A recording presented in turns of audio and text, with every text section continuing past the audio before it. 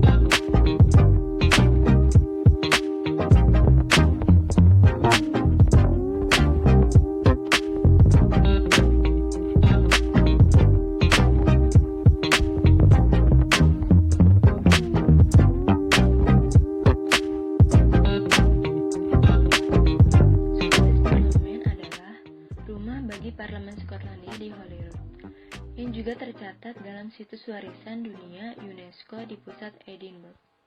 Scottish Parliament ini dirancang oleh seorang arsitek Spanyol, yaitu Enric Miralles.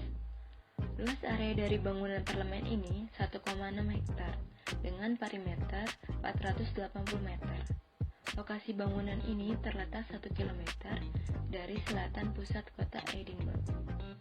Scottish Parliament diresmikan pada 9 Oktober 2004. Scottish Parliament mengambil inspirasi dari landscape Skotlandia, mengambil bentuk perahu yang terbalik dari garis pantai terdekat, serta motif dari lukisan bunga Charles Rennie. Ini menjadi dasar masa bangunan, serta bentuk lubang langit-langit berbentuk kano yang ikonik di garden lobby. Selain itu, Miralles secara tajam memunculkan kiasan saltir atau salib Skotlandia dalam kesan langit-langit dan detail lainnya. Sebagai sebuah karya arsitektur, parlemen adalah pengalaman indrawi yang hampir luar biasa dari bentuk, material, dan perangkat struktural yang kompleks. Setiap fitur bangunan memiliki detail yang unik dengan tema tertentu dan garis pandang yang jelas menyatukan desain yang sangat abstrak dan acak. Ruang yang menjulang tinggi disandingkan dengan relung intim berukuran manusia yang menciptakan labirin rangsangan arsitektur yang menarik dan tak terduga.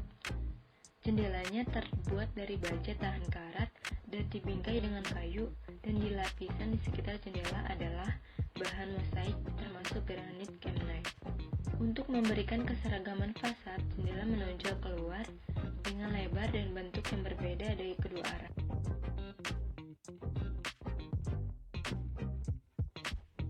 Oslo Opera House merupakan sebuah gedung opera yang terletak di Bjørvika, di pusat Oslo, di ujung Oslofjord, Norwegia. Bangunan ini dioperasikan oleh Statsbygg, yang merupakan badan pemerintahan pengelolaan properti untuk pemerintah Norwegia. Bangunan ini didesain oleh arsitek Snohetta dengan lama pembangunan selama 1 tahun yang dibuat pada 2007 dan dibuka pada 12 April 2008. Bangunan ini dibangun di atas tanah seluas 49.000 meter persegi.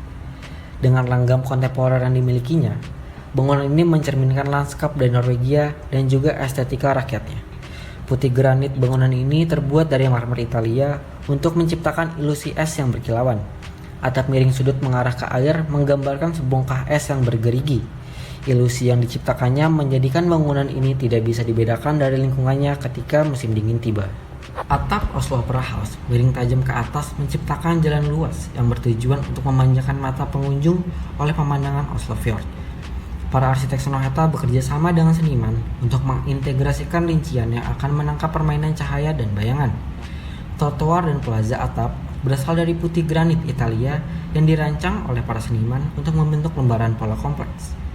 Pintu utama menuju dalam bangunan adalah melalui bagian bawah terendah dari atap miring. Di dalamnya terdapat klaster ramping kolom putih sudut atas dan bercabang ke arah langit-langit kubah. Dengan penggunaan kaca yang hampir di seluruh sisi bangunan dan memiliki tinggi 15 meter, Oslo Opera House memiliki pencahayaan alami yang sangat baik. Dengan penggunaan kaca yang besar, bangunan ini membutuhkan dukungan penyangga. Namun, arsitek menggunakan sirip kaca dengan fitting stainless kecil guna untuk meminimalkan penggunaan kolom dan rangka baja. Fasad selatan bangunan ini ditutup dengan 300 meter persegi panel surya pada permukaan jendelanya, sehingga Oslo Opera House dapat menghasilkan 20.168 kW listrik per tahunnya. Jendela kaca tinggi ini menawarkan pemandangan umum dari latihan balet dan lokakarya. Di musim panas, atap Oslo Opera House menjadi tempat menarik untuk piknik dan berjemur, seperti Oslo terlahir kembali di depan mata publik. Interior bangunan sangat kontras dengan eksteriornya. Bangunan kurva dinding sekitar auditorium terbuat dari strip kayu oak. Sensasi meluncur di dalam musik diberikan Oslo Opera House melalui koridor kayu. Penggunaan oak ini merupakan metafora yang dapat membantu penyerapan kebisingan suara dan meningkatkan akustik di dalam teater utama. Teater utama memiliki kursi sebanyak 1.370 dalam bentuk tapak kuda klasik. Suasana gelap di dalamnya memberikan kesan mewah dan nyaman dengan perpaduan lampu oval di atasnya. Para arsitek merancang teater untuk menempatkan penonton sedekat mungkin ke panggung demi mendapatkan akustik yang terbaik. Teater ini memiliki gema 1,9 detik, di mana itu merupakan angka yang luar biasa untuk sebuah teater jenis ini. Arsitek memiliki pemikiran dalam desain bangunan ini, yaitu Snohetta ingin desain menjadi hidup. Apakah itu di atas kertas, atau di kayu, atau di air, itu hidup, beragam dan sulit untuk ditangkap. Filosofi desain dari Snohetta yakni manusia, proses, dan konteks. Desain arsitektur haruslah merupakan kulminasi dari berbagai pemikiran dan beberapa sudut pandang. Berproses tidak hanya melalui media 2 dimensi, melainkan 3 dimensi dengan menitik beratkan pada konteks dan kegiatan yang akan diwadahi. Sebuah museum nasional seni kontemporer pertama di Flaminio, Roma, Italia. Museum ini memiliki luas 27.000 meter persegi. Maxi Museum dirancang oleh Zaha Hadid, seorang arsitek ternama berkebangsaan Irak. Menurut Zaha Hadid, museum bukanlah wadah objek, melainkan suatu kampus seni. Maxi Museum membutuhkan waktu pembangunan lebih dari 10 tahun, dan baru dibuka untuk umum pada tahun 2010. Maxi Museum terdiri dari 2 museum, yaitu Museum Seni dan Museum Arsitektur, yang bertujuan untuk mempromosikan seni dan arsitektur melalui koleksi, konservasi, studi, dan pameran karya kontemporer. Selain terdapat 2 museum, Maxi mencakup auditorium, perpustakaan, ruang media, toko buku, kafetaria, ruang pameran sementara, ruang terbuka, dan laboratorium yang dapat dinikmati oleh semua kalangan. Zaha Hadid membayangkan Maxi sebagai kampus seni, di mana aliran dan jalur tumpang tindih saling terhubung untuk menciptakan ruang yang dinamis dan interaktif. Desain Maxi melampaui konsep gedung museum. Kompleksitas volume, dinding yang melengkung, variasi, dan persimpangan level yang menentukan konfigurasi spasial dan fungsional yang sangat kaya. Kesinambungan antar ruang tanpa sekat atau interupsi dinding yang berlebihan dimaksudkan untuk fleksibilitas dalam penggunaan sebagai tempat yang cocok untuk segala jenis pameran bergerak dan sementara.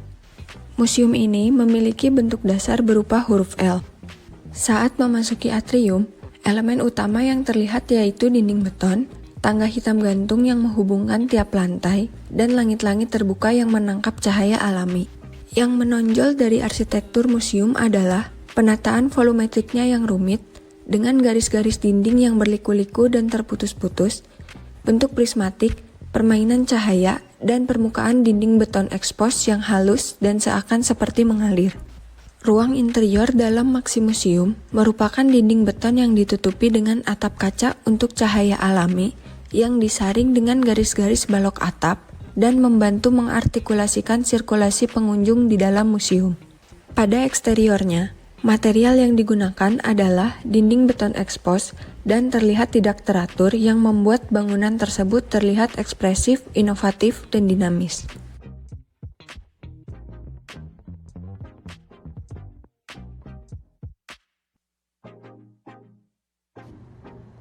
Peter Cooper adalah seorang penemu dan entrepreneur.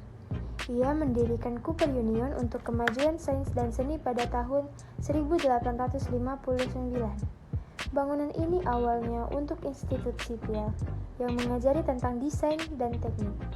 Sekarang bangunan ini terdiri dari 3 sekolah profesional yang berfokus pada seni, arsitek, dan teknik. Dan di sini juga terdapat Fakultas Ilmu Budaya dan Ilmu Kemasyarakatan. Arsitek bangunan ini adalah Frederick Peterson dan bangunan ini selesai dibangun pada tahun 1859. Pada tahun 2009, Cooper Union mendirikan 41 Cooper Square di seberang jalan untuk meningkatkan misi akademik dari institut tersebut. Bangunan ini didesain oleh Mopsis Arsitektur yang dipimpin oleh Tom Main. 41 Cooper Square sebagai bangunan lembaga yang mencerminkan tujuan institusi untuk menciptakan bangunan ikonik yang mencerminkan nilai dan aspirasinya sebagai pusat pendidikan lanjutan dan inovatif dalam seni, arsitektur, dan teknik. Bangunan ini terinspirasi dari kekaguman dan kritik dari masyarakat yang ingin melihat bangunan di dalamnya. Tomei merancang bangunan dari dalam keluar, dimulai dengan atrium pusat yang disebut sebagai piazza vertikal. Atrium memainkan peran alun-alun publik di gedung tempat interaksi sosial terjadi. Bentuknya dibuat dengan mengukir ruang program dan jalur sirkulasi, dan terkandung ditekankan dalam amplop kisi baja yang mencapai ketinggian penuh bangunan. Seluruh atrium dibuat jelas pada fasad di mana cutway besar mengungkapkan piazza kepada publik. Sirkulasi mahasiswa dibuat terlihat dari dalam. Fasad eksterior terdiri dari dinding tirai stainless steel yang membungkus seluruh bangunan. Panel ini terdiri dari panel yang dapat dibuka dan ditutup tergantung pada kondisi lingkungan dan cuaca. Di pintu masuk gedung, tirai logam sedikit diangkat untuk menarik orang ke lobi. Kulit bangunan yang dapat dioperasikan terbuat dari panel baja tahan karat berlubang yang diimbangi dari kaca dan dinding jendela aluminium. Dan panel yang digunakan dapat mengurangi dampak radiasi panas selama musim panas dan melindungi ruang interior selama musim dingin. Panel langit-langit pemanas dan pendingin radiasi memperkenalkan teknologi HVAC inovatif yang akan meningkatkan efisiensi energi. Hal ini berkontribusi untuk membuat bangunan baru 40% lebih hemat energi daripada bangunan standar sejenisnya.